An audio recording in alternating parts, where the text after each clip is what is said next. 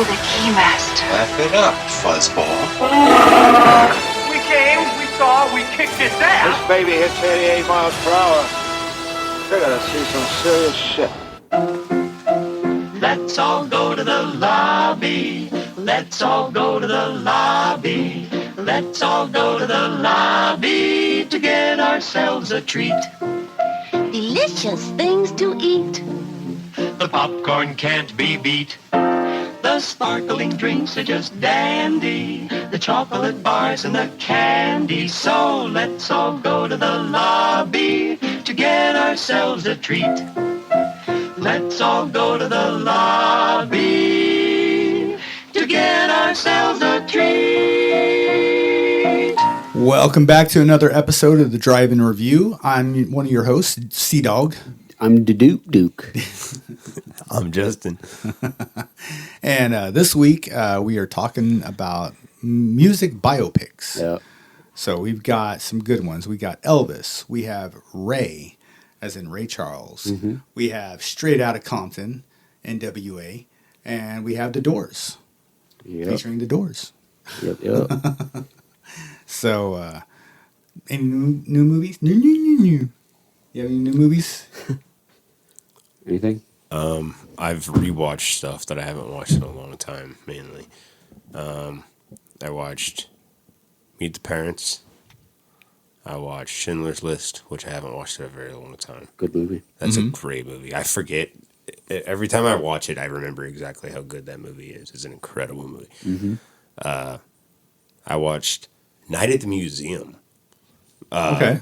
I had not seen. I've seen only the first one, and I had only seen it years ago one time, and it was really good. And I'm glad I rewatched it. I'm gonna watch the rest of them probably before the next time we're together.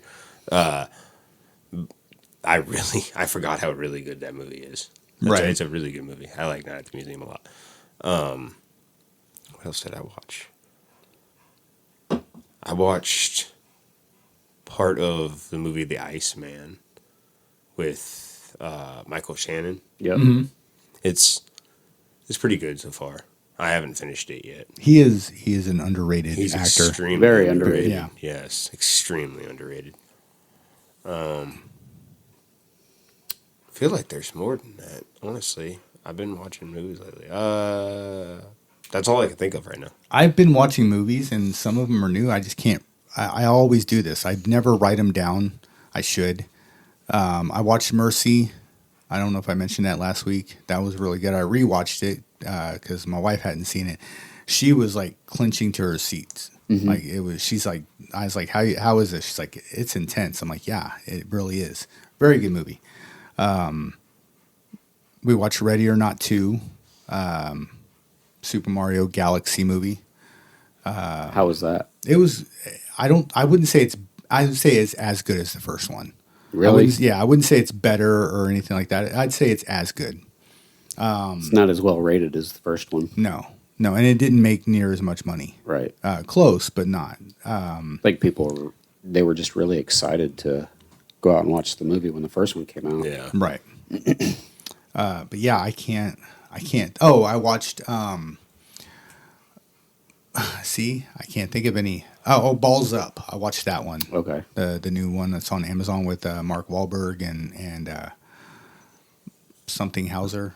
Is it David Hauser? Doogie Hauser. No. He was in the Naked. Neil Patrick Harris. He's in the new Naked Gun. I can't think of his Paul. Oh yeah, I know who you're talking about. Yeah. Thomas Paul. No, that's not right. Paul Thomas Hauser. Something like right? that. Yeah, something. I know who you're talking about. Yeah, that guy. He's a good actor too. Yes. Very underrated. Yeah, that guy. We can't remember his name, but he's really good. Well, and it's weird because He's really remarkable. Can't remember who the hell he is. The cover of it is, you would think it's like a sports movie and everything, because it has like soccer in the background and everything, but it's about condoms. He makes a condom.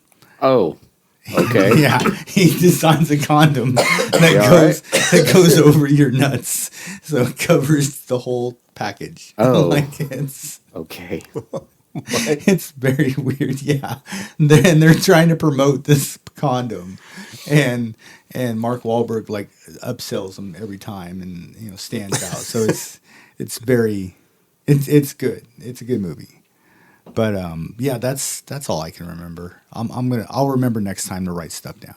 Okay. I did watch Ready or Not 2 as well. Mm-hmm. I liked it. Yeah. I went to theaters and seen that one. Oh, did you? Yes. I'd say it's about as good as the first one. Yeah. I watched Hoppers. How was that?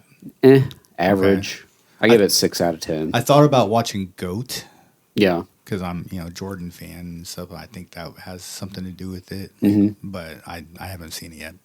I watched They Will Kill You. Mm-hmm. Very bloody movie. Entertaining. It's almost like a crossover between an old kung fu movie and a slasher. Okay. I don't know. It's weird. I think it would go well with like a Ready or Not double feature. Right. Be pretty good. Nice. Yeah, I haven't been watching a lot of movies lately. I haven't been in the mood to experiment. My TV has been stuck on Game Show Network, so I've been watching game shows. That's fair. Yeah. That's a fair compromise. All right. Well, we're going to start off with a little bit of Elvis. Our country itself is sick. That it's lost its sense of direction. Even its common decency. You don't so much as wiggle a finger. There's a lot of people saying a lot of things. But in the end, you gotta listen to yourself.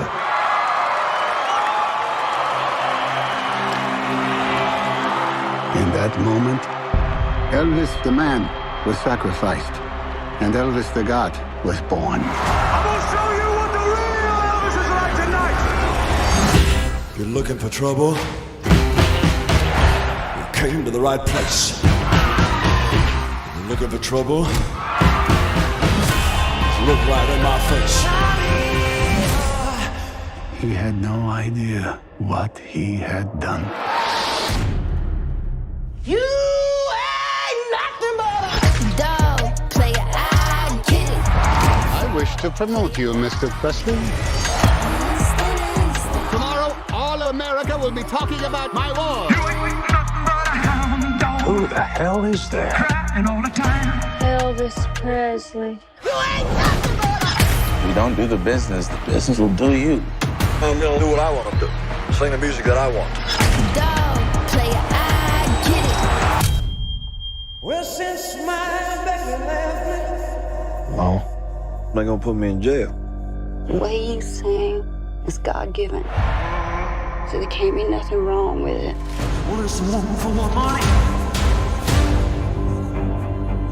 If you don't listen to me, Two for the show. all that your mama has sacrificed for you will be for nothing. Trust me. Ready now, go, cat, go. There's been a lot of talk about the new Elvis. Those people ain't gonna change me none.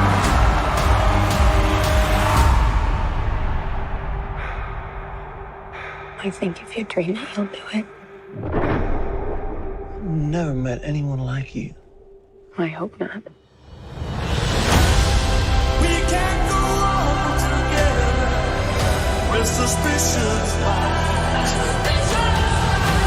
Without me, there would be no Elvis Presley. Reverend once told me that things are too dangerous to say. Sing. Ladies and gentlemen, here's Elvis Presley.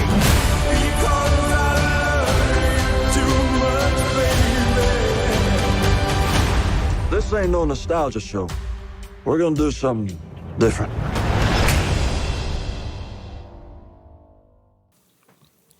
All right.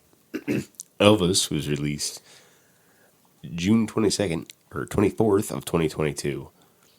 The life of American music icon Elvis Presley, from his childhood to becoming a rock and movie star in the 1950s, while maintaining a complex relationship with his manager, Colonel Tom Parker.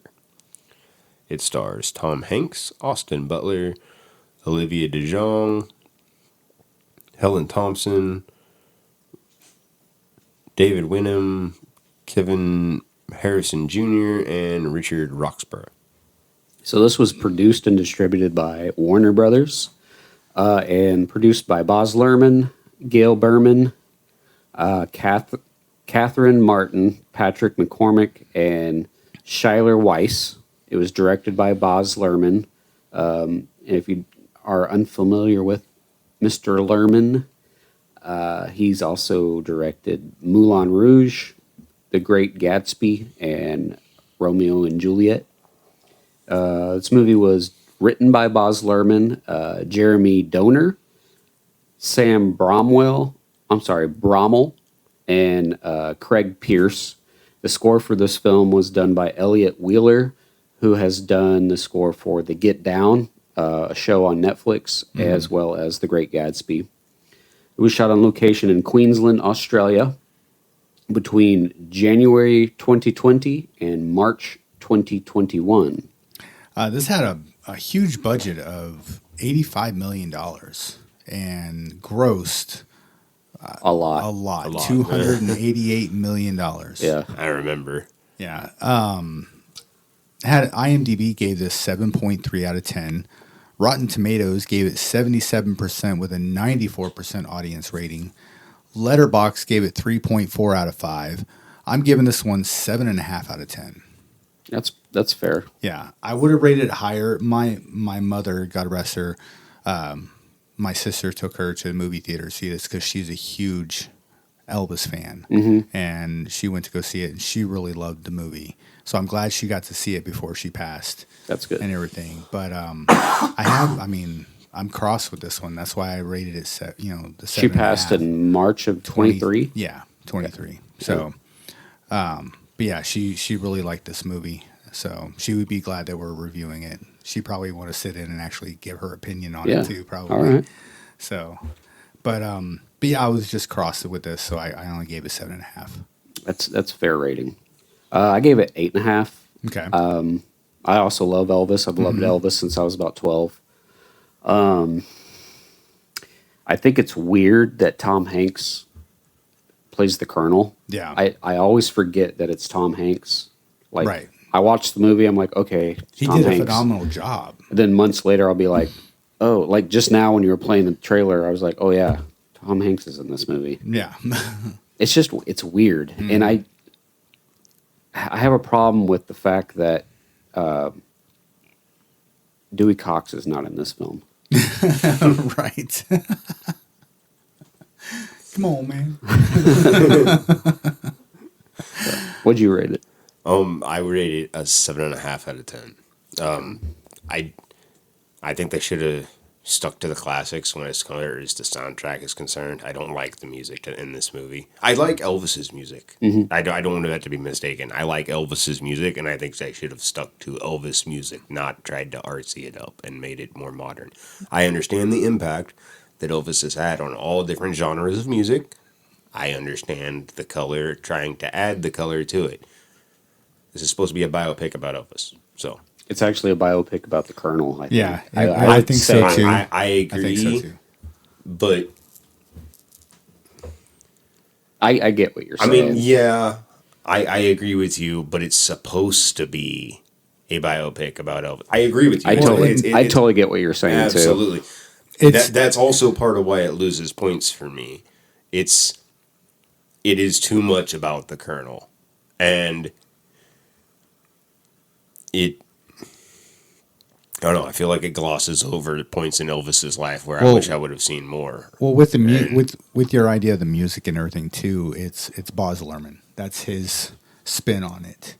Yeah, he makes everything flamboyant. Yeah, yeah. So that's probably why I just don't care for that. But I think it's fair that they made a movie that they called it Elvis, but it's ultimately about the Colonel because he made Elvis what he was. Right. And I didn't understand that growing up. Yeah. I thought Elvis was just, he was huge, and because He also took advantage of him and used him like Really any just, other. I mean, like, that also happened, yeah. I was gonna say that story is repeated over and over and over again through the music industry. Yeah. So I mean, and this movie really implicated that, and that's what, you know, it really drew me to this conclusion. Like, I was confused on what to rate it, and I was at first my initial rating was gonna be 8.5 out of 10 because I love Elvis and everything, and I thought Austin Butler did a phenomenal job. He did a great job. I think he's probably by far the best impersonating one of a biopic of Elvis, because there's been a couple of them. Yeah, I haven't seen the Kurt Russell one that was directed by John Carpenter. Yeah. I haven't seen that one. What was that, 3000 to Graceland or something like that? No, he actually did a movie called Elvis back in 1979. did he really? Okay. Back in 3000 79. Miles to Graceland is a phenomenal movie. Yeah. by the way. I never could get past And then like there was the first half hour. Oh, There was really? that like Oh, that's a TV good movie biopic of Elvis. And Back he in the did- 2000s or Yeah, something? he Yeah. did- I mean, that guy he looked like Elvis. Like, There was really also good. another one in the early 90s they did. And Maybe that's the one I'm really thinking no, of. there was one in the 2000s and there was also one in the early 90s, and that one's really hard to find. Yeah. And it's actually pretty good.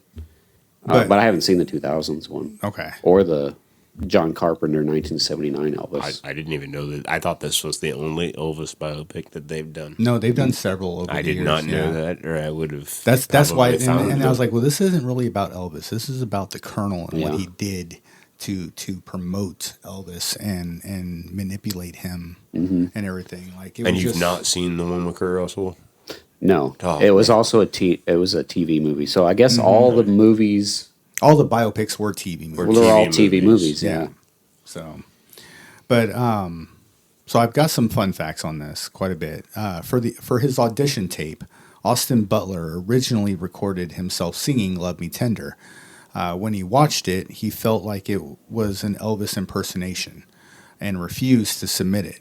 A few days later, he had a nightmare that his deceased mother was dying again. Overwhelmed with grief and with the Elvis audition still on his mind, he decided to pour his emotion into music. Thinking of the lyrics to Unchained Melody, he remembered, "I always take it for granted that that's to a romantic partner, but what if I sing that to my mom?" So he sat down at the piano and in his bathrobe and filmed it, and that way of channeling those emotions just felt true. That's what he quoted. The video immediately caught director Baz Luhrmann's attention as he was both confused and intrigued. Luhrmann stated, was it an audition or was he having a breakdown? The director expressed that the audition felt like a spy cam. Luhrmann asked to meet with Butler and eventually gave him the part. That's interesting. Yeah. That does bring up, by the way, you mentioned something that I really do like about the film is they put the clip of Elvis, the real Elvis, at the end of the film, singing for the final time. I really, really liked that touch. Yeah. That's the way it should have been. Yeah, like, that tribute. was very poetic. I really liked that. Dr. Nick was based on Elvis Presley's main physician. I can't talk. That's okay. That's okay. His main doctor. Yeah, Dr. Nick, Yeah. whatever his last name was. Right. It was like a Greek name or something. George C. Nikopoulos. Nikopoulos, yeah. Who was accused but then exonerated of criminal liability for Presley's death. He prescribed Elvis over 10,000 doses of sedatives and amphetamines and narcotics in the last 8 months of his life. Uppers and downers. Basically, he was doing speedballs. Yeah. Yeah. Nobody would tell him no. That's right. I mean, nope. At one point in the film, Parker says that Elvis loved to spend on hillbillies, It's barely depicted in the film, but in real life, Elvis Presley was generous to a fault. Yeah. Yeah, I was about to say the same thing. Almost as soon as he became financially successful, he gave his family and friends money, cars, and other gifts. He also showered his employees with gifts. He would even shower complete strangers with gifts. Yep. Like, he was just completely There's generous. a story about him giving some random dude like a pair of car keys. Wow. Yeah. To a Cadillac. Cadillac. I was gonna say it was a Cadillac. Yeah.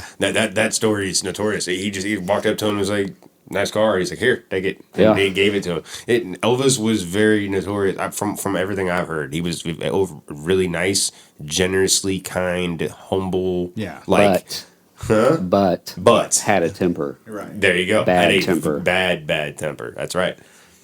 And liked guns. Yeah. A lot. Yeah. RCA purchased Elvis Presley's contract from Sam Phillips and Sun Studio for $35,000, about $400,000 in 2024 dollars. That's still a deal. Yeah. Do you know what he gets for the royalties on his? What Elvis got for royalties on his music? He didn't write a single song, No. by the way. He didn't write one single song. Do you know what he got?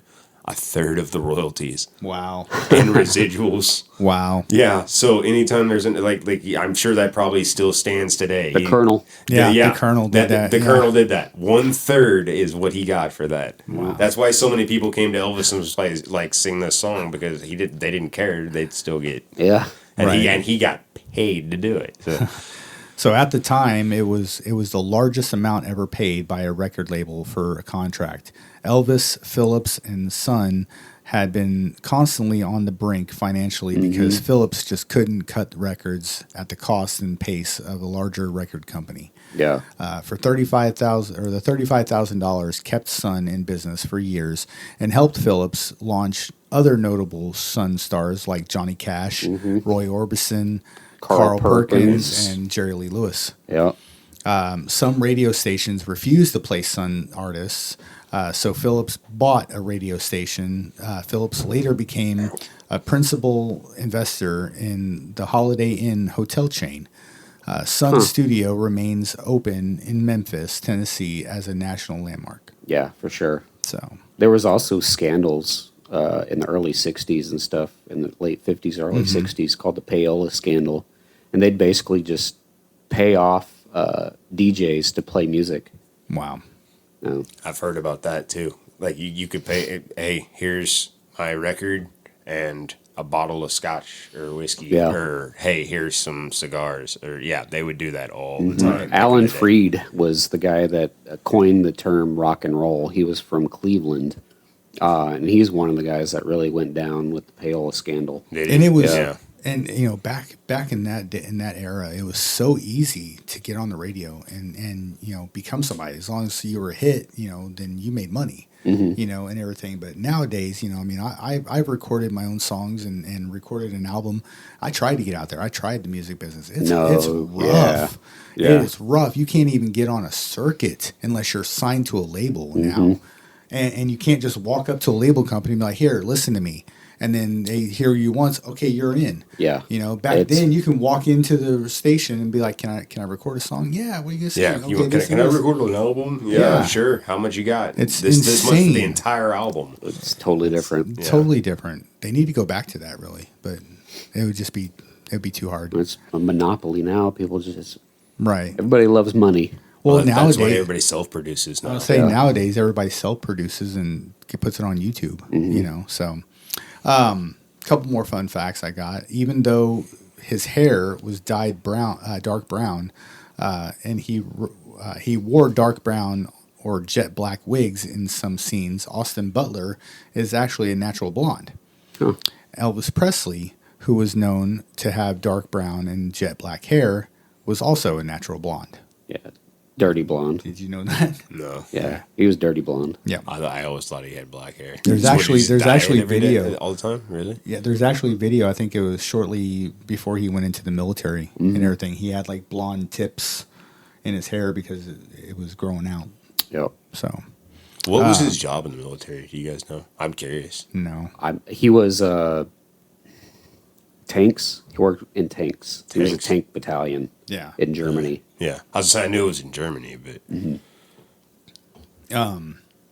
while director Baz Luhrmann was going over auditions, including Austin Butler's audition for the role of Elvis Presley, Denzel Washington called the director to recommend Butler. I thought you were going to say Denzel tried out for Elvis. No. he tried for the Colonel, actually. He actually recommended Butler. Washington and Butler had co-starred in a play called The Iceman Cometh. Interestingly, Washington and Luhrmann had not met before when the actor made the call. Washington told Luhrmann, "You're in for a surprise when you see the work ethic of this young man." So nice. And he was like it took him even. He got that accent down so hard that it took months after filming to get over it. Yeah, I heard about that. Yeah, like he would do talk shows and interviews and stuff, and he still had the Elvis. Hey man. Yeah, it was hard to break, but that's all I got on Elvis. Okay. So want to do movie news? Yeah, let's do some movie news. Hey.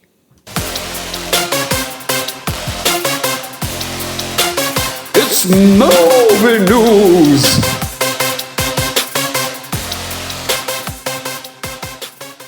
Sorry, my throat's not. No, you're good. Up to par. It's you're not up to snuff. You're okay. All right, so I have quite a bit because it's been a minute. So, Chucky, he's not done yet. I think I heard something about this. Yep, a new Child's Play movie is in the works from Don Mancini. The original. Yep. Bringing the killer doll back to theaters. The film is expected to softly reset the franchise. I wondered if that was coming. Similar to The Curse of Chucky, while still keeping a loose connection to the series finale. Okay. So they're going to connect the series with the movie. I heard they're going to try and keep it dark, like the original. Right. Also say, how is Child's Play gone from this horror movie into this comedy franchise? Well, same thing happened with Nightmare on Elm Street too.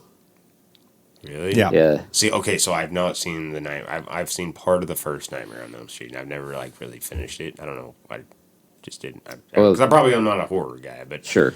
The first one's a gem. It's a horror gem, man. Yeah. But after you get past the second one, the third one, anything after the third one really gets it's more comedic. Yeah. Is it? Yeah. Kind of like I've seen Freddy vs. Jason, for instance. There's a lot of one-liners in that. Exactly. Like, a lot of That's where the one-liners come from. Like after the second movie. It's 3, 4, and 5 were very comedic. I think it went back to dark in the new Nightmare. Yes. And then even darker with the reboot. Yes. So, but yeah. That's probably because, what's his name? Why am I blanking? Earl? Yeah. No. The director. Oh. I don't know. Earl. That's his name. That's the new Freddy. I forgot what his name. No, I was thinking Earl Haley or something. Yeah, Earl Haley. Yes. You were probably thinking Wes Craven. But I'm thinking Wes Craven because he directed the first one and then New Nightmare. Yeah. And that's why that's why they're both dark, I'm assuming. Right. But yeah, anything like in between, except for the second one, which people shit on all the time. Well, yeah.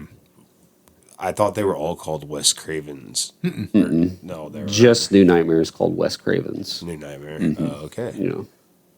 So, what did y'all think of Timothy Chalamet as Wonka?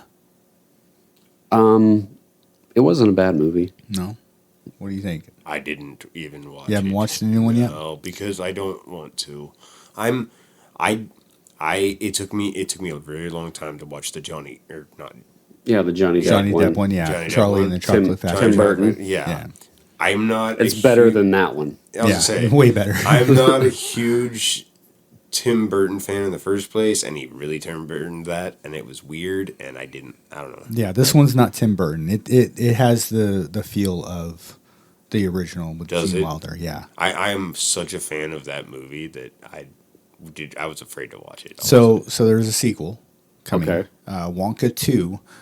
will reportedly begin filming in late August this year. So I'm still waiting on a great glass elevator. Right? Thank you. Thank you. Maybe we'll see it in the sequel. Let's see here. Jurassic World Rebirth.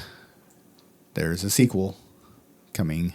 They're not gonna stop, man. No. Jurassic World, Too Fast, Too Furious. It's supposed to begin filming this fall.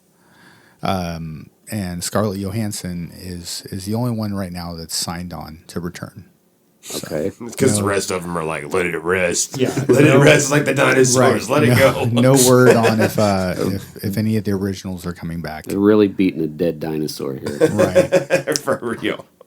It's extinct for a reason, guys. Let it go. I got some Tom Cruise news. You could pass that. Top Gun 3 is officially in the works at Paramount. All right. With Tom Cruise set to return and Jerry Bruckheimer is producing. Okay. Okay. So, yeah. I like Jerry Bruckheimer. Yes. So that gives me hope. I'm glad you said hope. Kristen Bell has been announced to play Mrs. Claus in Violent Night 2. Really? Yeah. Is Dax Shepard going to be in it? I don't know. Watch it be like a head elf or something. That'd be hilarious. So yeah. Okay.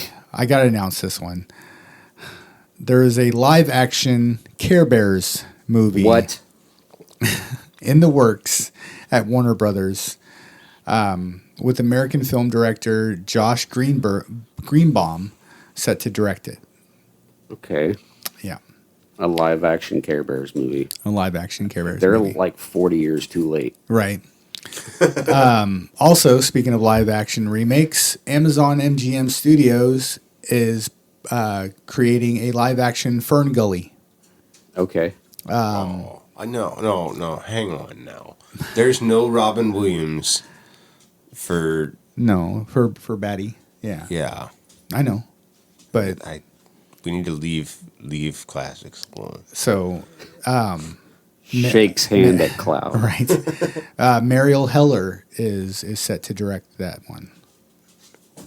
And so Mortal Kombat 2 comes out tomorrow in theaters. Okay. Does it really? Yes. Tomorrow? Tomorrow. Yeah. I didn't realize. No, I'm sorry. Friday. May 8th. I didn't Tomorrow's realize the it was coming up so quickly. Yep. So it's already gotten, the screenings and everything have already gotten well reviewed and everything. Said it's the goriest, it's the best movie of the summer and everything. So it's we'll see. Yeah, it's supposed That's to be. what they say about all. It's supposed to be awesome. They all take people out in ambulances, and they all puke, and it's right. And it's Garbage Pail Kids the movie, greatest film of the summer. So it's gotten so well reviewed already that Mortal Kombat 3's script has already been finished, and it's about to be the biggest fight of in the franchise. Okay. And I heard there's no post-credit scene in the second one, but you already if you already know the lore of the Mortal Kombat era, then watching the sequel you can tell where it's going to lead to the third. So there will be a third one. Stephen Caple Jr. From Creed 2 is officially set to direct I Am Legend 2. With Michael B. Jordan and Will Smith. Okay. How? Well, never mind. They're using they're going to use the alternate ending. They're using the alternate ending. Well, as someone who saw that movie in the theater, mm-hmm. That's stupid. Like, I saw that movie in the theater, and I thought the ending was bad. I thought the original ending was bad. I've seen the alternate ending where he lives. I think it's a better ending. But how do you use an ending that only some people have seen and some other people haven't seen? What if you only saw it in the theater? What if you only saw the theatrical version? It's a ploy, because they're gonna be like, wait a minute, he died. How are they making a sequel? Oh well, there's an alternate ending. Oh, there is. Yeah, it's on the Blu-ray. Then what do? They go to Walmart. They go to buy the Blu-ray, and Watch the alternate ending. I'm not going to buy a Blu-ray. Some people will. It's 2026. Well, look it up on YouTube. I mean, I'm just saying. Get it on 4K. Right. Just saying. I'm just saying that it's a ploy to get people to watch the original again to see the alternate ending. So that's my theory in that. Why would they use the alternate ending? But yeah, that's my movie news. You've been listening to Movie News! Movie News! Movie News! Careful there, Mr. Ed. Starting All right. What's next? We are going to do Ray.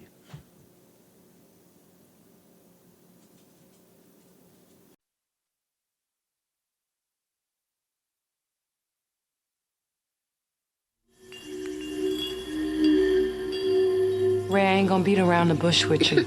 You going blind. The doctor saying nothing they can do, so we gotta do it ourselves. Remember how many stairs there were? 4. Good. Now what we're gonna do, I'm gonna teach you 3 notes. And this is the first note right here. Play that. How y'all doing tonight?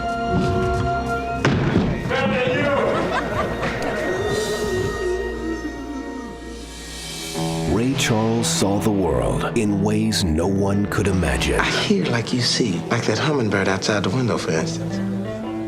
I can't hear, huh? You hear that? A heart just skipped a beat. He broke barriers no one thought possible. If you want me to do something special, I'm gonna need my own band. Okay, but you're gonna have to make it work, Ray. Yeah, I'm gonna make it do what it do, baby. Yeah. He played what no one else dared. Nobody's ever combined R&B and gospel before. You're turning God's music into sex. All of y'all going straight to hell. If all of y'all want me to keep playing, let me hear you say amen. You know I had my eye on you all night long. He feels a risk because he figures that's the way to tell she's good looking or not.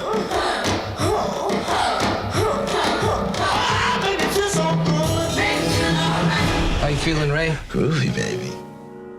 You give your hand to me. Are those drugs worth losing everything? And I can hardly speak. Ray, this isn't some judge in Indiana. Our lawyers will do what they can, but... When I walk out that door, I walk out alone in the dark. I'm trying to do something that nobody ever done in music and business. The innovator of soul, Ray Charles. We're giving you a state-of-the-art deal here. Since I'm producing my own records, I was wondering if I could own my masters too. Ray, we've never done that before. That's a better deal than Sinatra gets. Yeah. Jamie Foxx.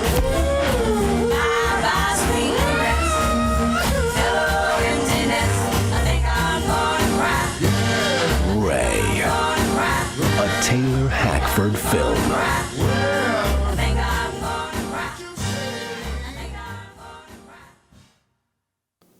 All right. Ray was released October 29th of 2004.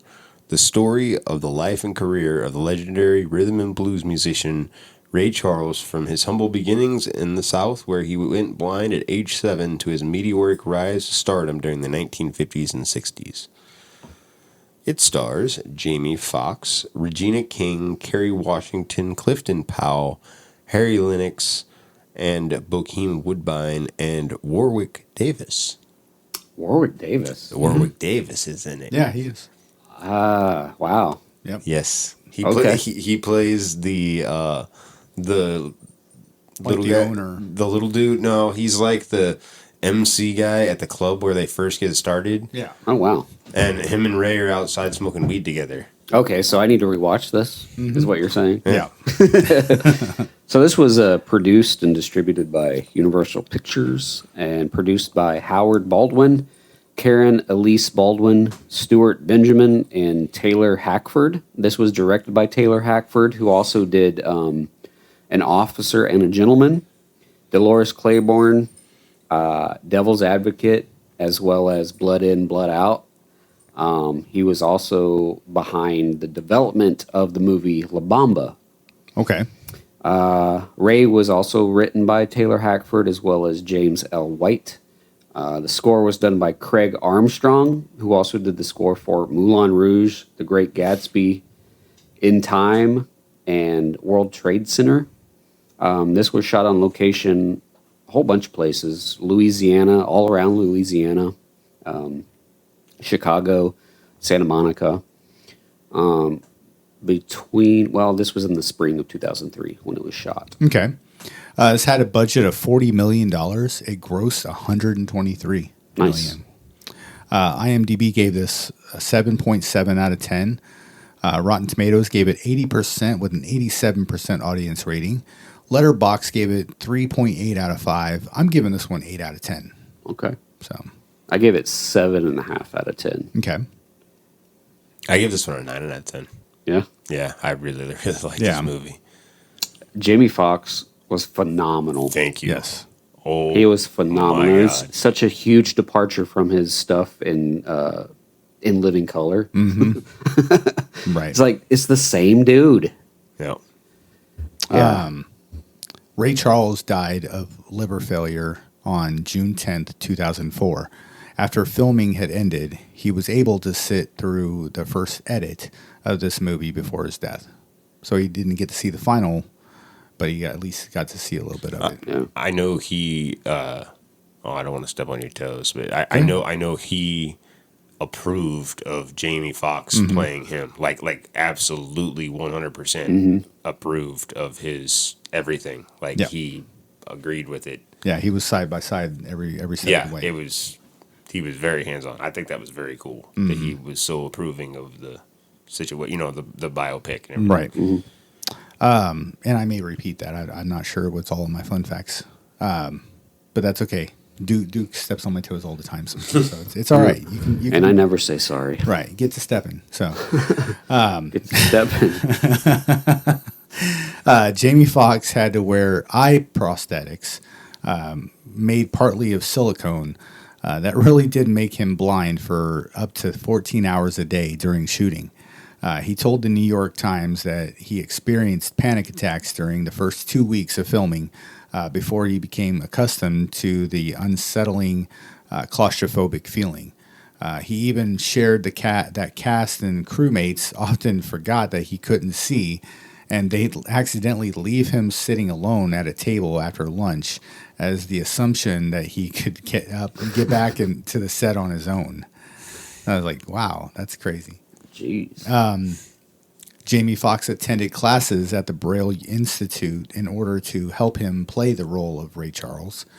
At his request, the screenplay was translated into Braille for Ray Charles to read. And then Jamie Foxx played the piano in all the scenes himself. Really? Yep.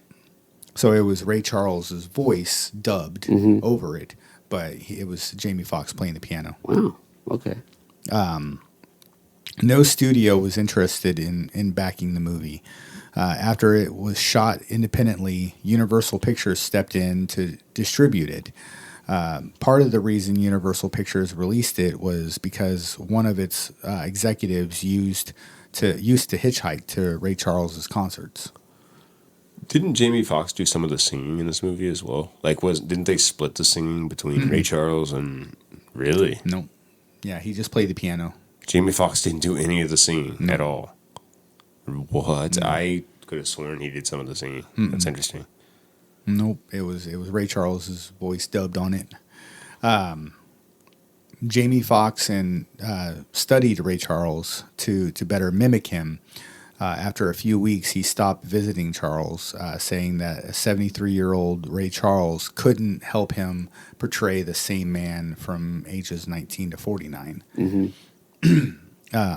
Jamie Foxx relied on old cassettes that Quincy Jones gave him to prepare for the portrayal of a young Ray Charles. All singing was the voice of Ray Charles, despite Jamie Foxx's uncanny impersonation. Della B was Ray Charles' second wife. We all know Della B. And she shot my pinky toe. Yeah. He married he married Eileen Williams in 1951. They had one child and divorced in 1952. You're thinking of Della Reese. Yeah. Is that Della Reese? That's Della Reese. Oh, my bad. My bad. Wrong Della wrong. B is his actual wife. My bad. I thought She was a singer in a gospel group. Back in like the yeah, my bad. Oops. Movie mistake. It's okay. Same, wrong Della. All right. Della B, Della Reese. It's okay. Right. One was untouched by an angel. One was married to Ray Charles. It's all good.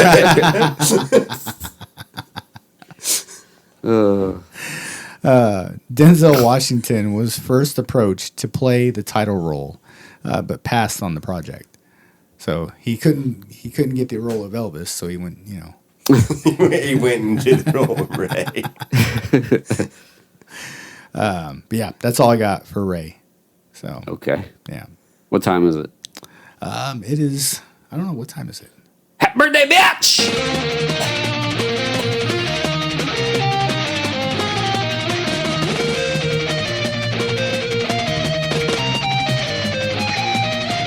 All right, every asshole has a birthday, and these are these assholes' birthdays. We have May 1st, starting on May 1st. Wes Anderson, director Wes Anderson, turned 57. On the 2nd, we have Dwayne "The Rock" Johnson, turned 54. Skipping over to the 4th, we have Will Arnett, turned 56. Character actor Richard Jenkins turns 79. And Emily Perkins from the Ginger Snaps films turns 49. On the 5th, we had Henry Cavill, turned 43. Lance Henriksen turned 86. And Michael Palin from the Monty Python group turned 83. On the 6th, we have George Clooney turns 65. Okay. On the 7th, we have Breckin Meyer turns 53. Director Amy Heckerling turns 73. Randall Tex Cobb turns 76. He's still around. Yeah. He's awesome. Yeah. I love that guy. On the 8th, we have David Keith, not Keith David. David Keith from, Firestarter? Yeah. Turns 72. And also Stephen Furst. You know who Stephen Furst is? I'm familiar. He was in, Dream Team. Oh, okay. Okay. He was the one that spoke in the baseball quotes. Right. Yeah. Right. Stephen Furst also turns 72. Happy birthday, biatch!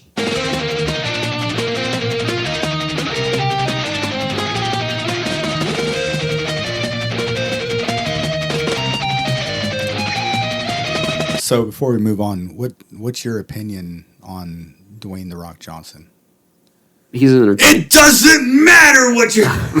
Sorry. Oh, man, you got me. You got me. You scared me. I had to. All right. Damn. How about some NWA? All right. I catch my breath. Here's Straight Outta Compton.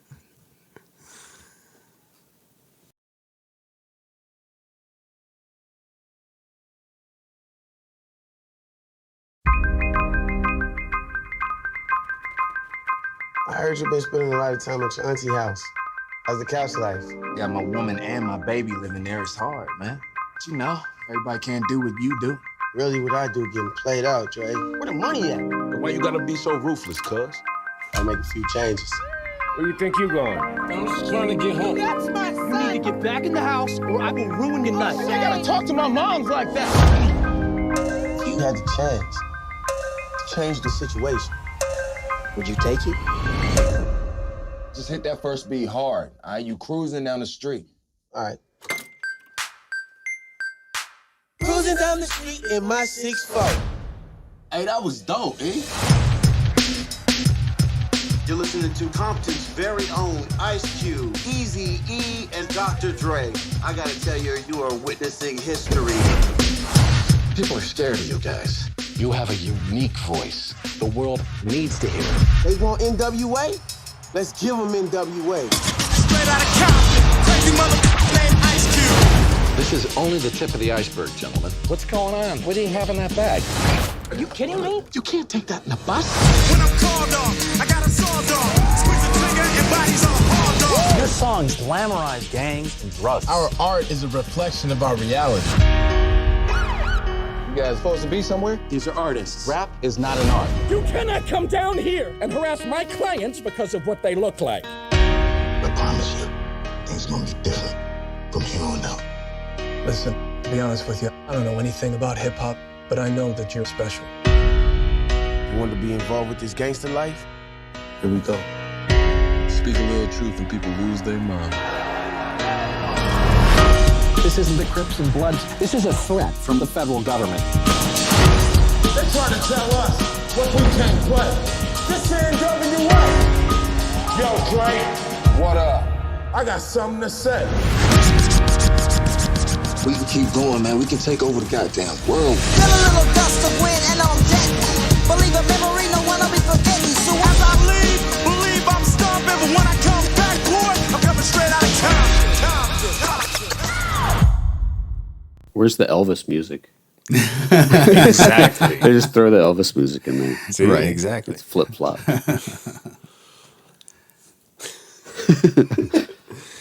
Straight Outta Compton was released August 14th of 2015. The rap group NWA emerges from the mean streets of Compton in the mid-1980s and revolutionizes hip-hop culture with their music and tales about life in the hood. It stars O'Shea Jackson Jr., Corey Hawkins, Jason Mitchell, Neil Brown, Aldous Hodge, R. Marcus Taylor, and Paul Giamatti. Okay. Before I get started, I just want to say, fuck you, Quick.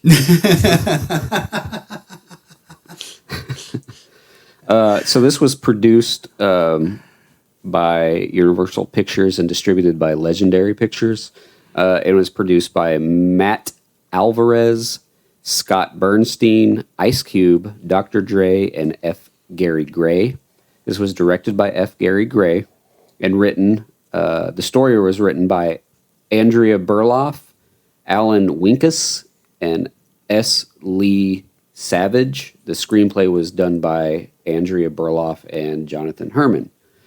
The score was done by Joseph Trapanese, who also, he's done a lot of stuff, including Mike, Nick, and Alice, Oblivion, 8-Bit Christmas, and Spontaneous. That's one of the movies I saw. Mike, Nick, and Alice. Yeah. Yeah, I just remembered. Okay. That was a great movie. Was it? Yes. So. Well, right. Joseph Trapanese did the score for that one Nice. as well. Awesome. And this was shot in L.A., and I could not find when it was shot. So okay, it's all yours. It was shot a lot. It was shot. Because they actually filmed in Compton. And they shot it well, because it's a damn good movie. Yes. Had a budget of $28 million. It grossed $201 million. Nice. IMDb gave this one 7.8 out of 10. Rotten Tomatoes gave it 89% with a 91% audience rating. Letterboxd gave it 3.8 out of 5. I'm giving this one a whopping 8.5 out of 10. Yeah, I give it 9 out of 10. Okay. Yeah, this is 8.5 out of 10 for me. Yeah. Yeah, this is by far. I only give Ray the edge just a little bit because of my personal. Yeah, taste. you're bluesy. Yeah, because I'm a bluesy guy. Right. That's the only reason they. Otherwise, I don't know. I'd say they'd probably tie at 9. I guess I'd probably change mine to a 9 because they're both. Well, what makes this episode interesting is I grew up listening to all of this, you know, all of these genres and all these artists and stuff. And yeah, NWA was, I thought, by far a great biopic. And the actors did phenomenal. Oh, yeah. At playing each part. O'Shea Jackson Jr. Yeah. was awesome. Yeah. Yes. So this was his breakout role too. Yeah, I that think was his so. very Yeah. first time on film. Yeah. Yeah. And just after that, he was in Cocaine Bear. Right. The actor re-recorded NWA's entire Straight Outta Compton album with producer Harvey Mason Jr. To help them get into character. The letter that the FBI sent to NWA can be seen at the Rock and Roll Hall of Fame in Cleveland, Ohio. Nice. Which I actually I rewatched that induction with them all together and everything. That was really nice. Did you watch the people that were throwing a fit that a rap group is being inducted into a Rock and Roll Hall of Fame? No, I didn't. People keep throwing fits about that. Yeah. Right. Oh, yeah. Well, Ice Cube said it himself. Like rock and roll is people. It's not a genre. It's it's about how it makes you feel and everything. So hip hop is just part of that. So I would agree with you, but having seen pictures of the inside of the Rock and Roll Hall of Fame, they need to divide it evenly. Yeah. Because I have seen pictures of the inside of a friend of mine went to the Rock and Roll Hall of Fame and he took pictures of like he was in there for a long time. Mm-hmm. Took pictures of Elvis has like 3 rooms, man. It's ridiculous. Yeah. And then you have like the Beatles, which I like the Beatles a little bit better, but the point is they have like a case. You know what I mean? Whereas Elvis has like 3 rooms. Yeah, I mean, it's not divisibly. Everybody, just because you're in the Rock and Roll Hall of Fame does not mean you have equal spot in the Rock and Roll Hall of Fame, and I don't think that's right. I expand your space or move your building. I mean, I hate to say it like that and sound like the grumpy old man that I am, but I'm okay with NWA being in the Rock and Roll Hall of Fame, but give them equal space to somebody like Elvis or something like that. do you think they should change it to just Music Hall of Fame instead of just rock and roll? I don't feel like the term Rock and Roll Hall of Fame is qualifying. I don't feel like it's a Rock and Roll Hall of Fame. I don't have a problem with NWA being in a Rock and Roll Hall of Fame. I don't know. They're more punk rock than most punk rock. Yeah. groups. I agree. I mean, that would be they like were Beastie Boys groundbreaking. not being not that's- being in the Rock and Roll Hall of Fame because they're rap and rock and roll. Well, they started out as a punk band. Yeah. Run DMC recorded a song with Aerosmith. Yeah. Right. I mean, and they're cool. Steven Tyler was like, "Oh yeah, absolutely, man! Like, right, use my music." So, for that aspect, I'm okay with them being in the Rock and Roll Hall of Fame. But they need to do the Rock and Roll Hall of Fame. Just they need to do it differently. I understand why people have a problem with the I Rock get and what Roll you're Hall saying. of They need Fame. to split Absolutely, it you in need to split different it. aspects. This will probably piss a lot of Elvis people off, but I have a problem with Elvis being called the king of rock and roll. I don't think that is a fair title at all. I feel like I'm sure he didn't either. Yeah. He said that Fats Domino was the real king of rock and roll. Yeah, because rock and roll, when you really get down to the roots Some of it, people would it's say, like blues Chuck music. Berry. It's blues music. It's blues music that's sped up. Yeah, it's played at different tempos and different keys and different all that musical stuff that it gets into. But when you really dig down deep, the Rock and Roll Hall of Fame is about blues music because that's where it really, really, really started. Right, with. blues, jazz, gospel. That's it's all right. kind of mixed into one and sped up, and that's And how you got rock and roll. Yeah. So, if you remember in Great Balls of Fire, he said, "You know how you make rock and roll? You take one white hand and one black hand, put them together." Absolutely, Right. absolutely. That's how you get rock and and that's roll." and that's how like most of these biopics start is when they're kids. They go to these gospels and they see how they're playing and everything, and then they mimic that and put their own little twist into it and everything. So yeah, I mean, blues and gospel was the birthplace of rock and roll. Absolutely, 100%. So I. And of course, jazz has had a lot to do with it too. I mean, True. it was- Yeah, but the term mostly blues. Yeah. So, but I wouldn't put. There's also rock groups I wouldn't put in a blues hall of fame. You know what I mean? Yeah. So I guess Right. music hall of fame doesn't. Yes and no. It's too broad. It's too broad. broad. That's way too broad of Yeah. a brush. But rock and roll hall of fame It's too narrow of a term. Way too narrow. Okay. Yeah. There's got to be a happy. Don't ask me what the answer is. I don't have an answer for you. But I'm just saying one's way too broad and one's way See, too narrow. now, to go by your logic, when breaking it down, that rock and roll is blues at its core. The earliest, from what I understand, the earliest rock and roll, before it was even called rock and roll, they called it jump blues. Mm-hmm. And that was like the late 40s stuff, like Wynonie Harris, Big Joe Turner, stuff like that. It was like, it's basically blues music sped up. But it was done by black people, so only black people listened to it, unless, you got the signal from Mexico or whatever the hell. But yeah, that's a good.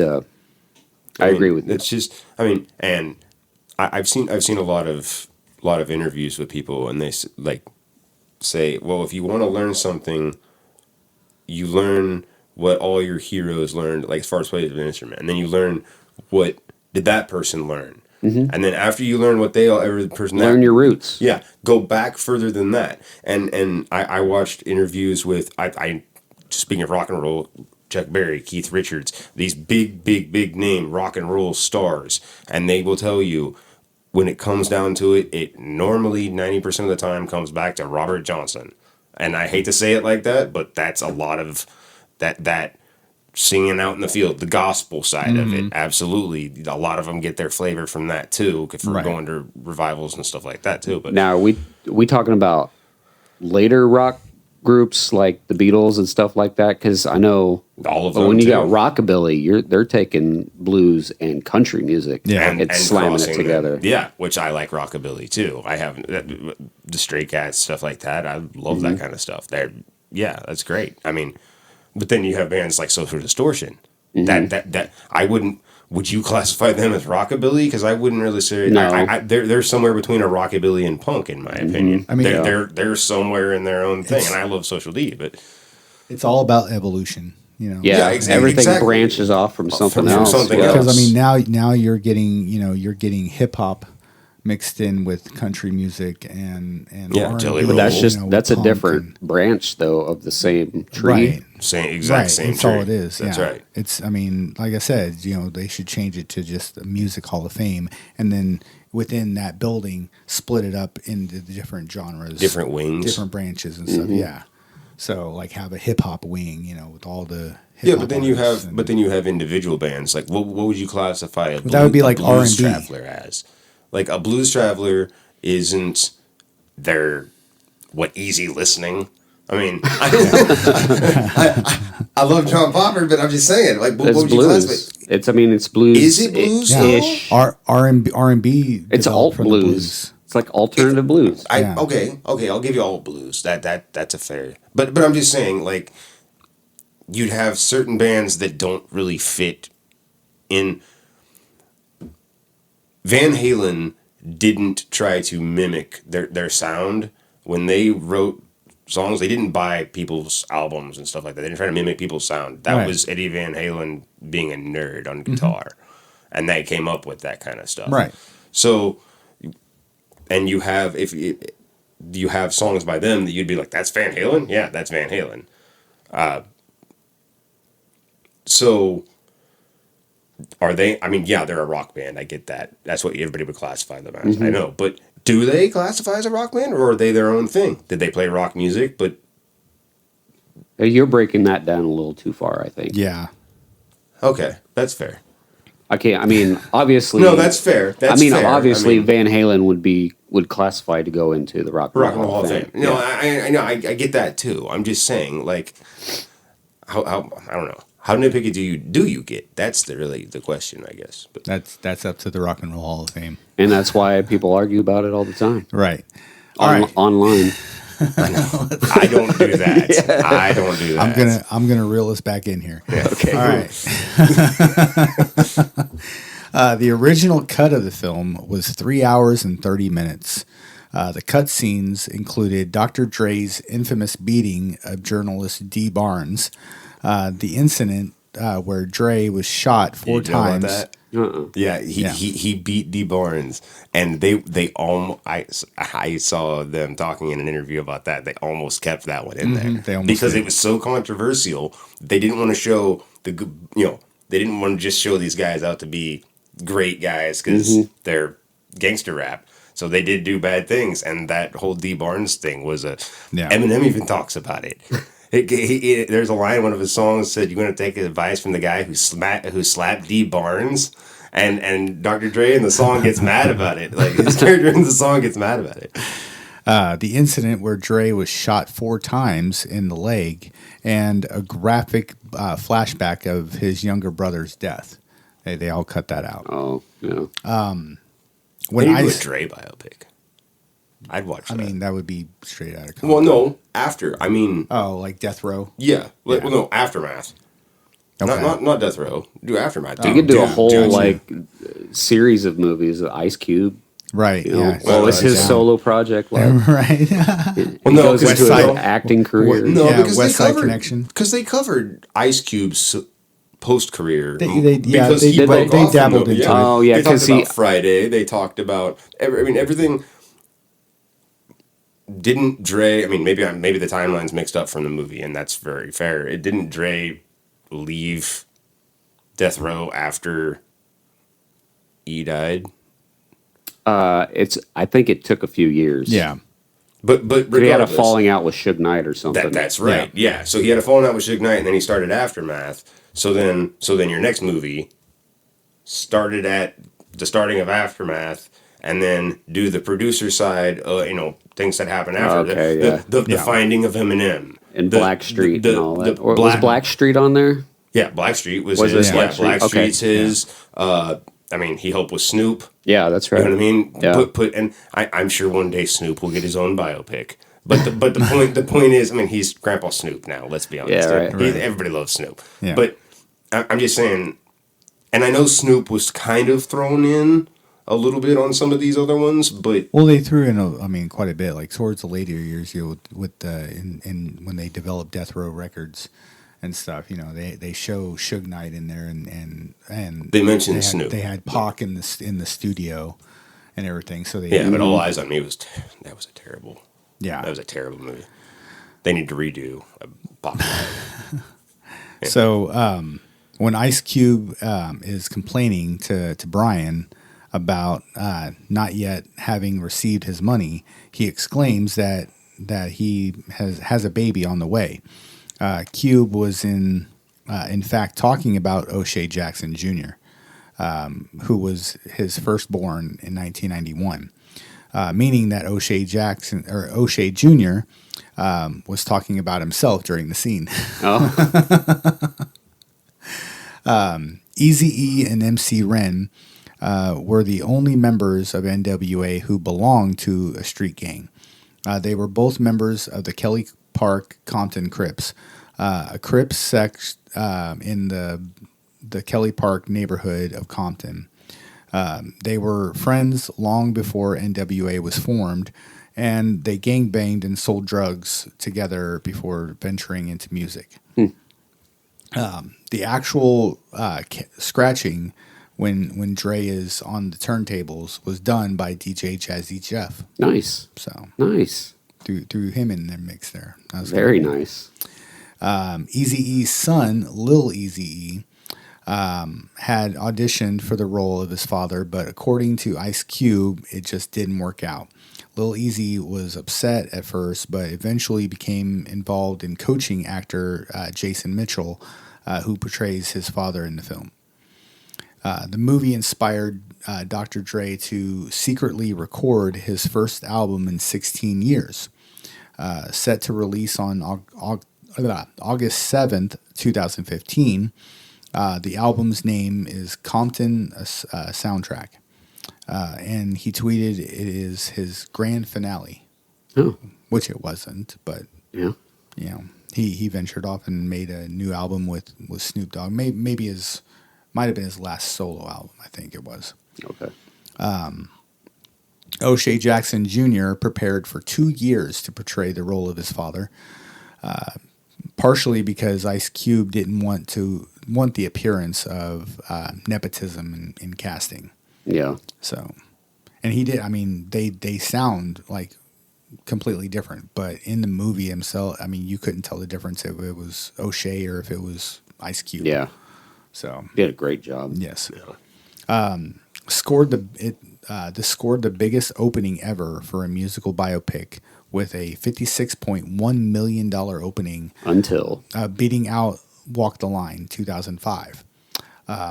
Until Bohemian Rhapsody. Until Michael. Yeah, 97. 97 million now was the opening. Wow, I haven't. Yeah, It's already made worldwide over $400 million. I really want to go see it. Me too. That's crazy. So people have said it is not what you think it is.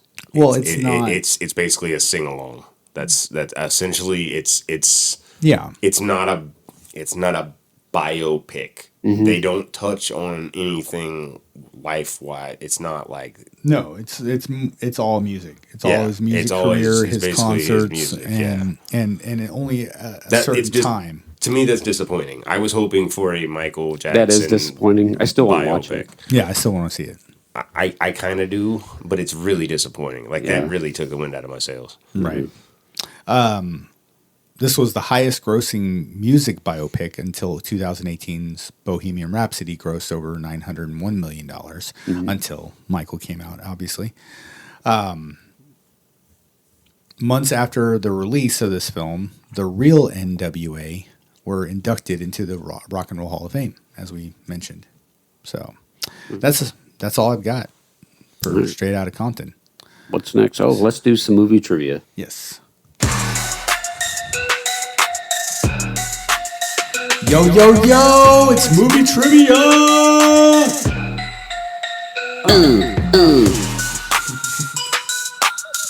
NWA, bitch. Hey, Duke, I got something to say. Fuck you, quick. All right. I've got one little piece of trivia for you. Okay. Might be a little tricky for you. Who's on first? No, who's on second? Oh, okay. What's on first? Got you. Okay. So, what we're going to do is I want you guys to guess the top 10 highest grossing horror movie franchises of all time. And now I'm going to give you a hint. Halloween, Friday the 13th, Nightmare on Elm Street, Chucky, none of them are in the top 10. Okay. So. Wow. These are franchises. Okay. That means knockoff movies. No particular order. Do we have? I'll tell you the number it is if you guess one of them. Okay. Do we have do we have a limit of how many guesses? Yeah. No. Okay. You can guess as long as you want. Saw. Saw is number 5. Yeah. Paranormal Hold Activity. On. Saw is number 5. It has grossed $1.1 billion in its 10-movie run so far. The highest grossing of all of the movies was Saw 3 with $164 million. The Conjuring. The Conjuring universe is number 1. All right. 11 films, has made $2.9 billion. The highest grossing of all 11 films was Conjuring Last Rites, and it made $499 million. Wow. Paranormal Activity. Paranormal Activity is not on there. It is number 11. Okay. Oh, okay. I missed it by that much. All right. What do we got so far?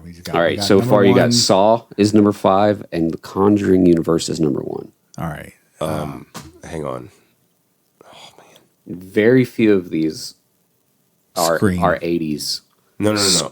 Oh, yeah. Scream? Yes. Yeah. Scream is number 6. Okay.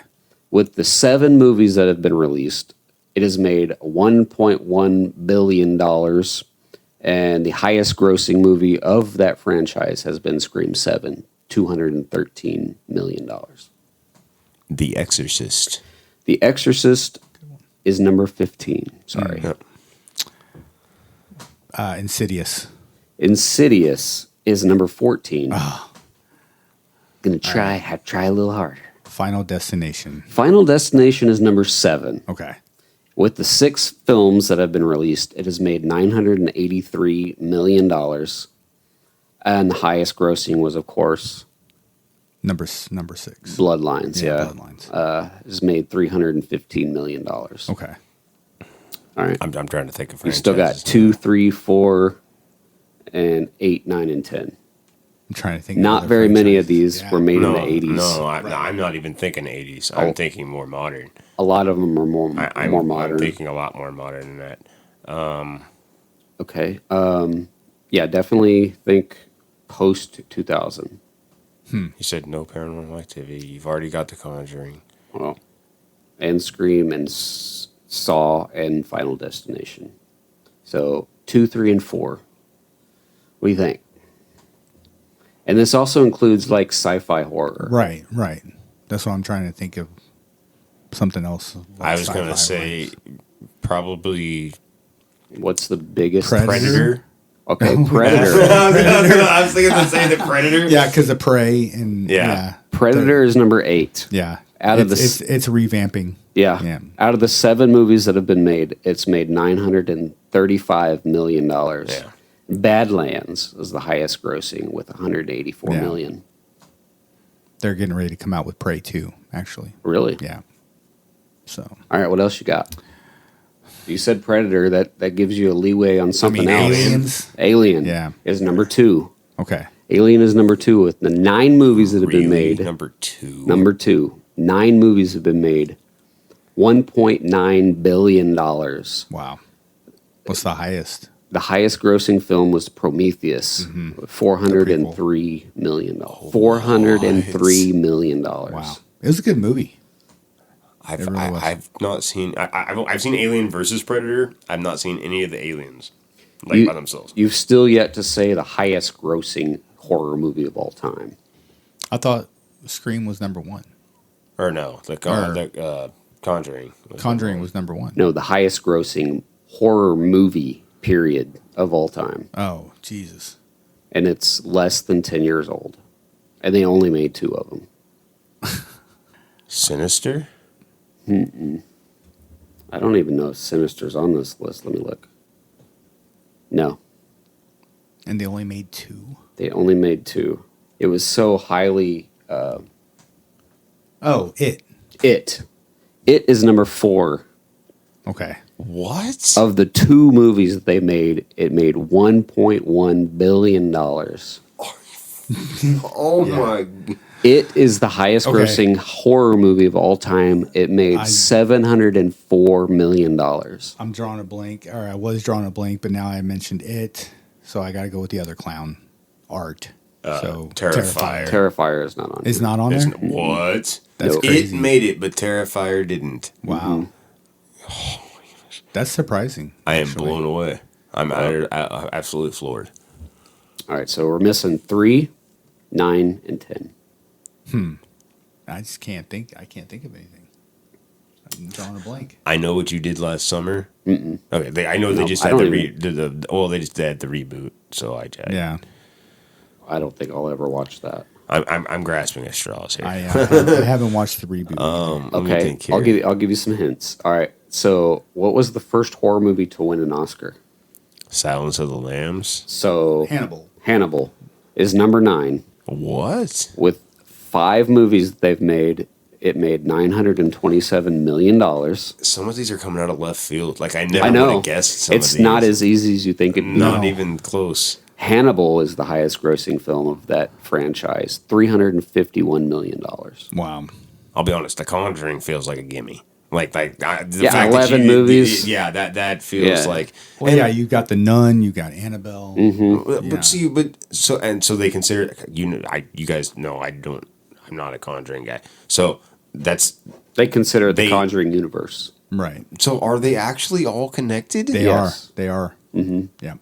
Yeah. That's a lot. Because Annabelle is in the first one. Yeah. I thought she was in the second one too. I'm not sure. Maybe. I think she comes back in the third one. And then the Nun is in the second one. Yep. And then they did the spinoff with 2 movies. With the Nun. Yeah. Right. All right, so you're still waiting for number 3 and number 10. All right, I'll give you a hint for number 10. Okay. It was directed by the first two movies were directed by an actor from the U.S. TV show The Office. A Quiet Place. A Quiet Place. Yes. Out of the 3 movies that have been made, which is number 10, out of the 3 movies that have been made, $900 million it has made just in those 3 movies. The first one was the highest grossing, $340 million. Okay. That's crazy. All right, so number 3. Number 3 has 10 movies. And it's not Halloween, Friday the 13th. Fast and the Furious. That is scary, but it's not on that. 10 movies. 10 movies, and it's I think the first film was early 2000s. Leprechaun. No. No. No. That's a good guess, the whole 10 movies thing. Right. Early 2000s, you said? I think it was early 2000s was the first movie. And it's not Scream. They're actually making a new one, but it has nothing to do with these movies. And it's not Saw. Or the game. Saw. It's based on a game. And there's 10 of them? 10 of them, based on a video game. I bet you I got it. Resident Evil. Resident Evil is number 3. Yep. Gosh. Out of the 10 movies that they've made, it's made $1.2 billion. Those are good movies. I like them. The highest grossing was the final chapter, made $314 million. Yeah. So they're making another one, but it's not going to have anything to do with this. It's actually based on the game. It's supposed to be darker than any of them. Yeah, and it's the guy that was it Kreger? What's his name? Kreger, the guy that directed Weapons, and I know who you're talking about. Yeah, he was actually one of the troop members of The Whitest Kids You Know. Right. He also directed Weapons and Barbarian. Mm-hmm. Yeah. I just don't know his name. Kreger is his last name. I can't remember his first name. But that's all I got. You guys did a good job. Yeah. I mean, we got most of them. So, I mean, we got all 10.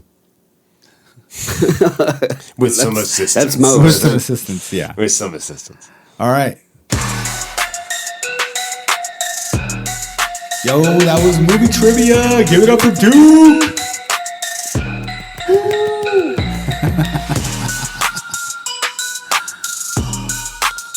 Yay me. Yay me. All right, what's next? The next. Next. And Dan. Next is The Doors. Is everybody in? Is everybody in? The ceremony is about to begin.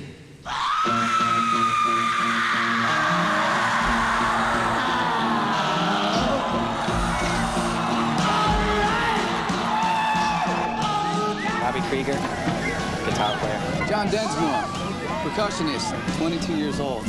Far out, man. Pamela Morrison, ornament. Raymond Daniel Manzarek, 1-2-12-39, musician. Name, occupation? Jim. You know the day destroys the night. Night divides the Sides are day. being chosen. The planet is screaming for change, Morrison. We gotta make the myths. The Indians say the first shaman invented sex. Break on through to the other. They call him the one who makes you crazy. I'm the Lizard King. I can do anything. Jim Morrison, the god of rock. The guys at Network have told us that they have a little problem with the lyric, girl, we couldn't get much higher. They asked if you could say instead, girl, we can't get much better. Can you dig that? Girl, we couldn't get much higher. I love it when you sing to me. I'm the poet and you're my muse. Do you hear them out there? It's you they want now. Love me, be true. You don't think my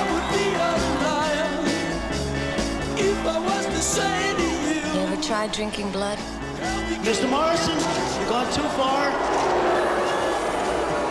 You're a poet, not a rock star. What you gonna do for Act 3?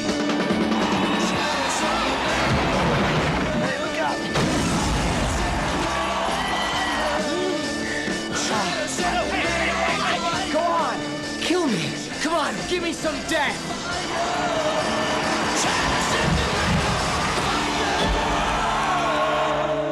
Let's just say I was testing the bounds of reality.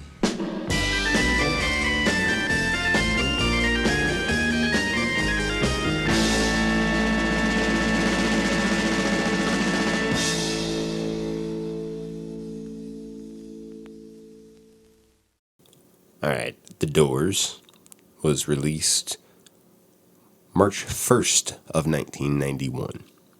Jim Morrison's life from his LA student days in Paris. Val Kilmer delivers an uncanny portrayal with vocals indistinguishable from Morrison's originals. It depicts Morrison's journey as the iconic 60s rock frontman. It stars Val Kilmer, Meg Ryan, Kyle MacLachlan, Frank Whaley, Kevin Dillon, Michael Madsen, and Billy Idol. Okay, so this was produced independently and distributed by TriStar Pictures. It was produced by Bill Graham, Sasha Harari, and A. Kitman Ho. It was directed by Oliver Stone, who also did Platoon, Born on the 4th of July, JFK, Natural Born Killers, among other timeless films. This was written by Oliver Stone and Randall Jansen. It was shot on location in the LA area between March and June of 1990. This had a budget of $38 million, only grossed 34. Oof. It's our only flop really of the show, yeah. IMDb gave this 7.2 out of 10. Rotten Tomatoes gave it 57% with a 79% audience rating. Letterboxd gave it 3.4 out of 5. I'm giving this one 7 out of 10. I gave it 8.5 out of 10. Okay. I've been a Doors fan since I was 13. Actually, I have a really short story about it. I was in Sam Goody's one day, and I was trying to find something.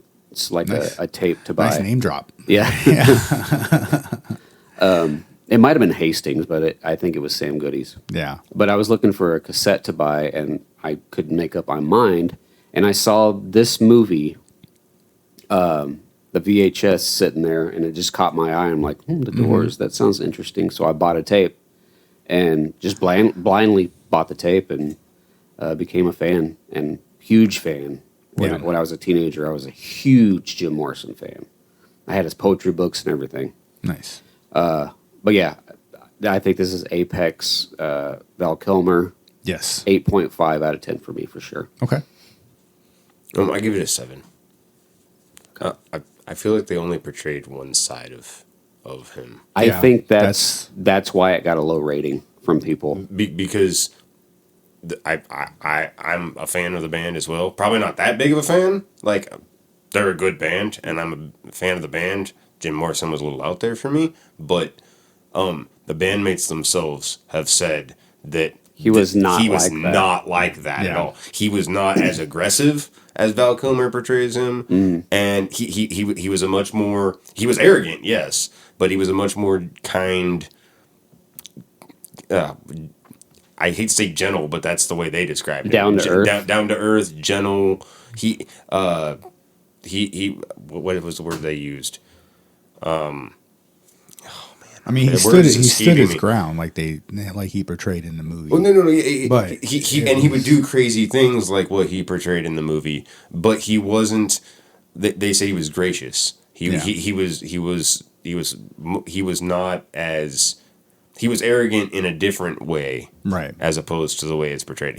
They said the drunk, crazy Jim That was a different person. That's right. They called him a completely different name. They said there was Jim, and then there was what? Do you know the name they called him? I don't. I was going to say, they called him, I want to say Jimbo, but that may not be right. But they called him a completely different name. They said when he got to that point, he became a completely different person because he didn't know what he was doing. Right. So that's why I give it a 7. It's a great movie. That's Don't fair. get me wrong, but that's a fair. And that is my problem. That's what depicted my rating as well as a 7. I probably would have rated it an 8 or 8.5 as well, because Val Kilmer's portrayal as Jim Morrison alone deserves that high of a Absolutely. rating. But Yeah. it was the story behind it that was just controversial. Yeah. So I don't know if this is in your fun facts. I may step on your toes again, but the Thanksgiving scene never happened. Get to stepping. Yeah, get to stepping. The Thanksgiving scene never happened. He was never attacked with it. There was never the Thanksgiving scene. Yeah, give me some death scene. Yeah, that never happened. Yes, he did do a lot of hallucinogens, but the whole desert scenes, those are bullshit. They said that movie's about 60. The rest of the doors said the movie's about 60% accurate. Right. Okay. As far as like even the historical events that they do portray that really happened. When he said higher, he didn't go higher. Like no, he didn't. He just sang it. He just sang it like normal. Yeah. He was just like, no, I'm not going to do that. So higher. Like I mean, he didn't. It wasn't. No, that was How Val about- Kilmer's little. How about girl who could bite my wire? Right. Let's see here. The surviving members of the Doors claim that Val Kilmer did such a good job playing and singing as Jim Morrison that they could not distinguish his voice from the real Jim Morrison. In a 1991 interview, Robbie Krieger said that Kilmer did a good job portraying Morrison, and that it was scary sometimes how much he was like Jim. John Densmore said in a 2015 interview to Forbes that Kilmer should have been nominated for an Oscar for his performance as Morrison. I think Ray Manzarek was the one that was most outspoken about how different his portrayal was from how he really was. Right. Ray Manzarek was the closest to Jim, though, in my opinion, because they were the ones that started the band. Yeah. They were the friends the longest. Like they actually, in my opinion, more understood each other. They met in film school. Class. Yeah, that's right. He never quit film school either. By the way, he finished film school and got his bachelor's degree. That's not accurate either. He never quit. So they think he should have been nominated for an Oscar for his performance, and that Kilmer should have, sure. Yeah, absolutely should have. And that Kilmer was so close to Morrison that it gave him the creeps on the set. After Kilmer's death in April 2025, the band issued a statement crediting Kilmer's performance as Morrison for helping introduce the band's story and music to a new generation. Right here. Yeah. Yep. So living proof. Jim Morrison's real grave is shown at the movie's ending. Filmed at the Père Lachaise? Yeah. Père Lachaise Cemetery in Paris, France. Yeah, famous cemetery. A lot of like old poets and shit are buried there. The headstone has since been changed. And the graffiti was removed from the surrounding graves at the request of Jim's parents. The bust of Jim was stolen sometime in 1988. The grave is also surrounded with a steel fence to prevent further vandalism to the tomb. As pieces of the stone had been chipped off and stolen over the years, the bust was eventually found and returned in 2025. Oh. It's a fun fact. Completely unrelated. Related but unrelated fact. Do you know Plymouth Rock? You know, the Pilgrims, Plymouth Rock? Do you realize that rock's been replaced 3 times? Do you know why?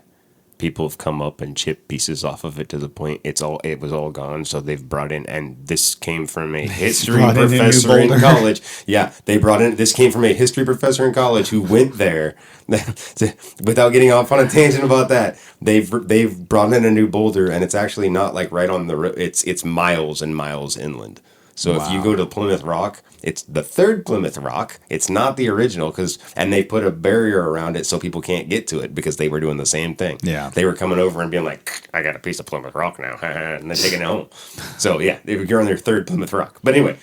Could you imagine the price if somebody were to try and like sell the original, like an original piece of Plymouth Rock, though? Because I'm sure there's some geologists out there. I'm sure there is. I mean, depict which one is the original and which one's not.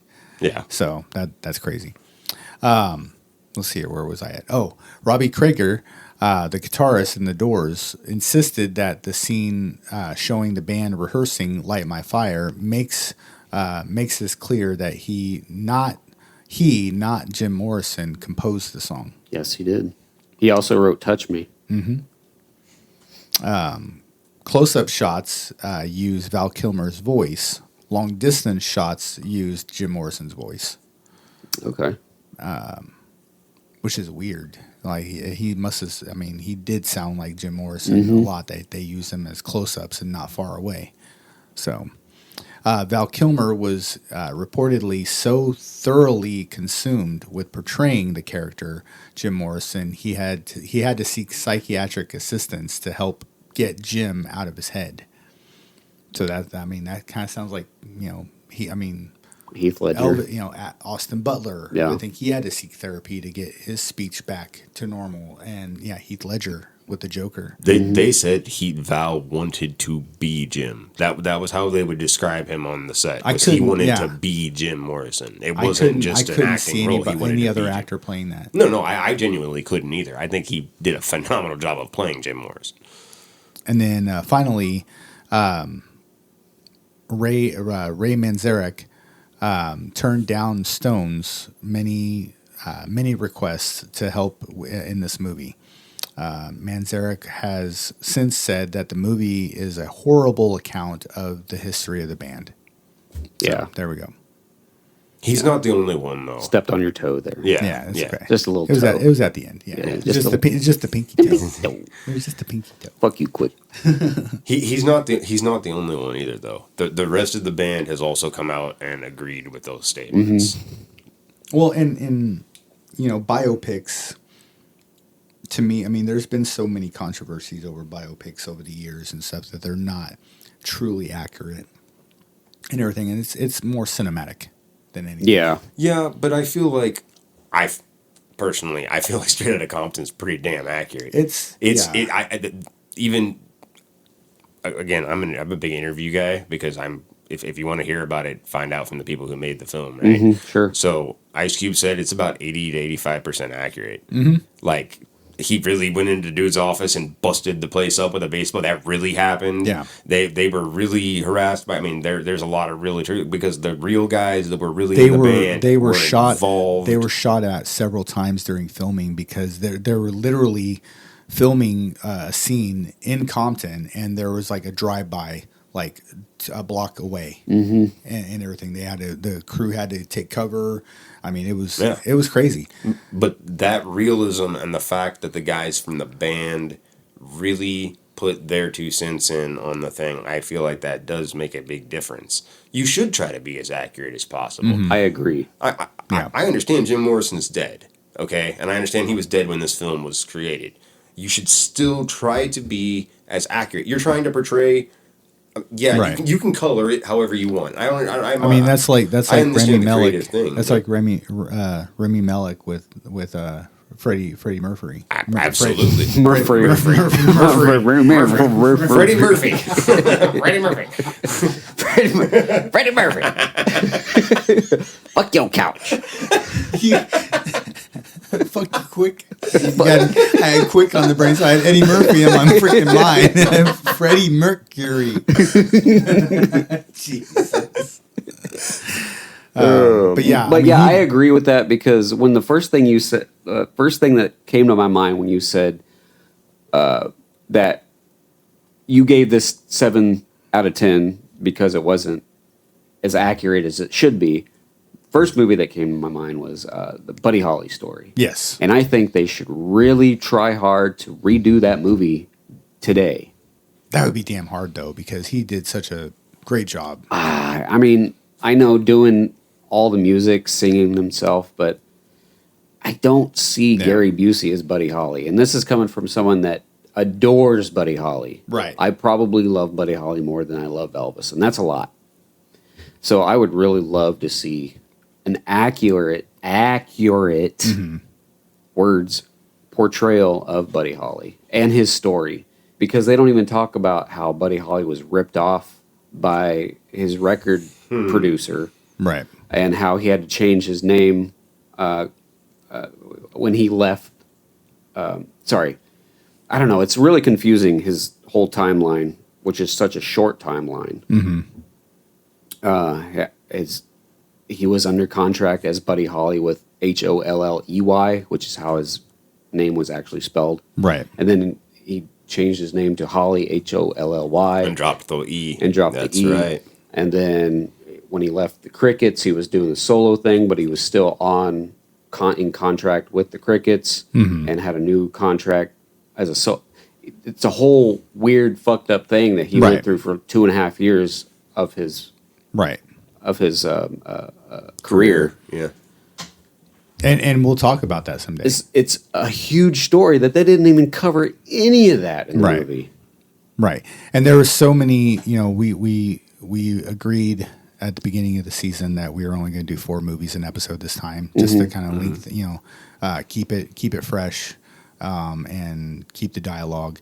But there were so many biopics that we had to take off. Great Balls of Fire. Yeah. Buddy Holly's story. La Bamba, Walk the Line. Yeah. I mean, so many great ones, by Bohemian Rhapsody and everything. But we will talk about them. We're going to come back to it. We will do a part 2. And probably even Michael. Yeah. And probably include Michael on that as well. So, we have... what's next? Next is going to be...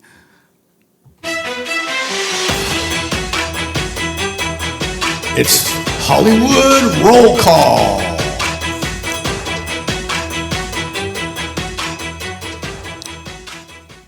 All right, Duke, you came up with this one, right? The Dennis Quaid. Yes, he did. Yeah. Did I? Yes, he did. It was too long ago. Yeah, Dennis Quaid to Paul Rudd. I smoked too much weed. No, I don't. I don't really. Just a little. Beep. Marijuana.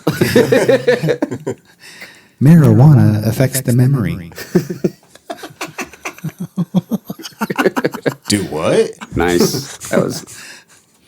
Marijuana affects the memory. Do what?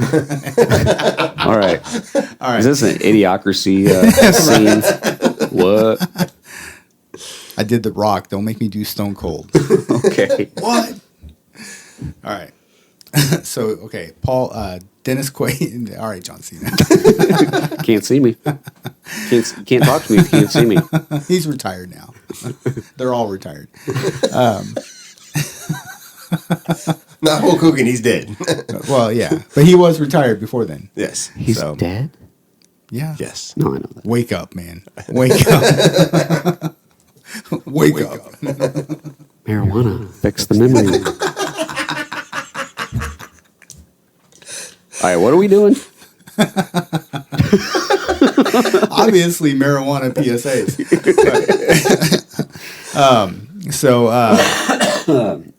Hollywood Roll Call. We're doing Dennis Quaid to Paul Rudd. Yes. Yes. Justin, why don't you go first? What'd you get? We'll put you on the spot. You always make me go first on this. Well, you know. Okay. I got it in 4. I got dang it. Dang it. There is no Dana, only Zool. I got Dennis Quaid to Channing Tatum in G.I. Joe Rise of Cobra. Interesting.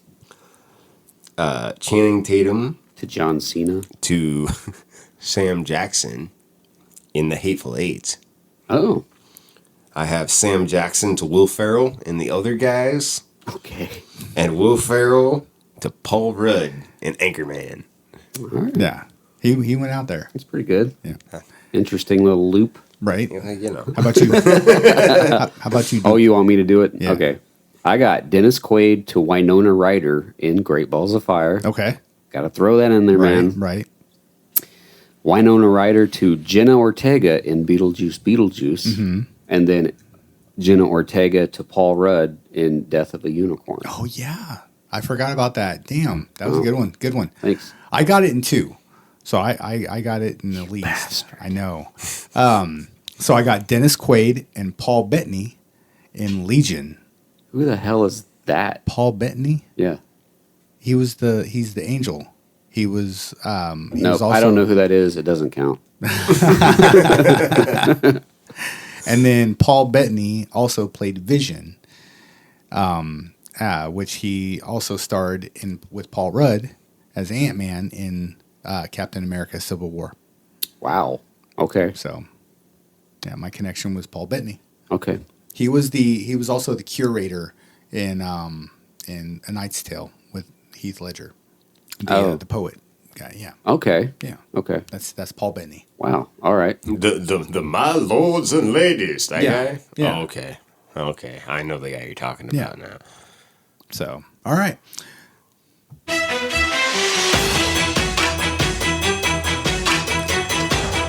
That was Hollywood Roll Call. All right, so we got that over with. Now, let's spin that wheel, wherever it is.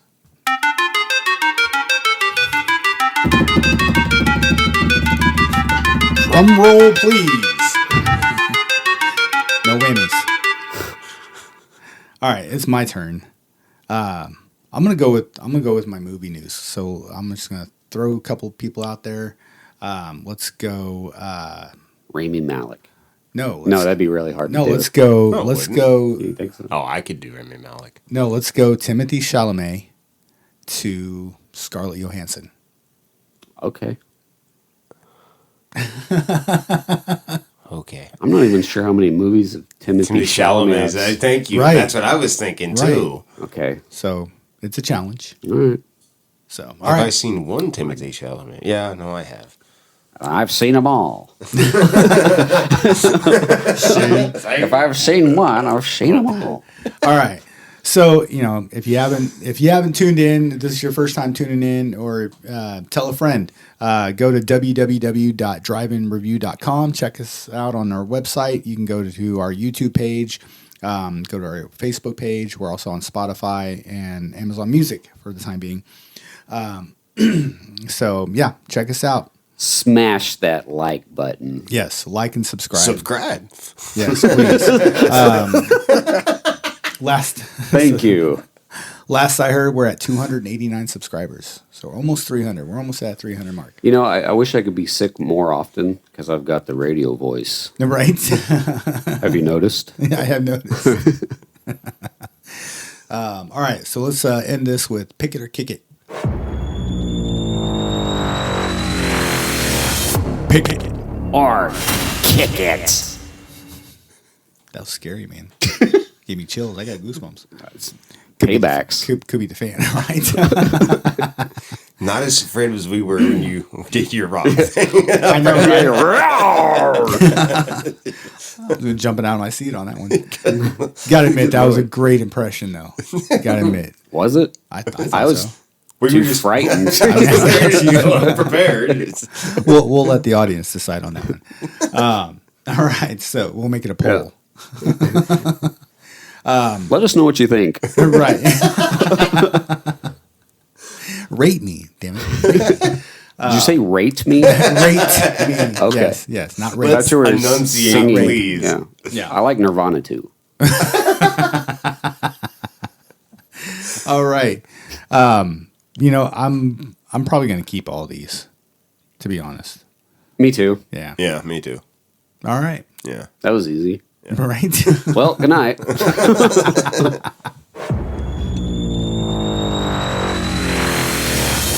Pick it or kick it. All right. Well, tune in next time. I'm not going to say next week because it could, life happens. So we'll see. We'll try to get you guys a lot sooner next time. But tune in next time where we're doing Ryan Reynolds. Yep. whole bunch of Reynolds. Yes. So looking forward to it. Yep.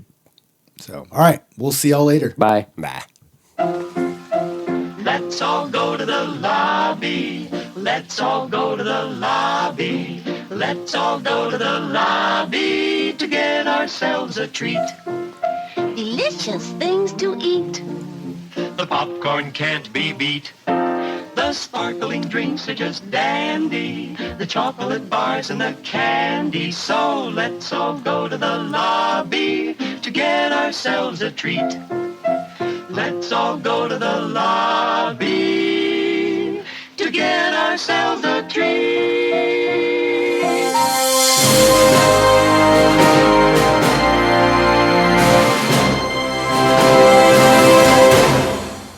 A few moments later.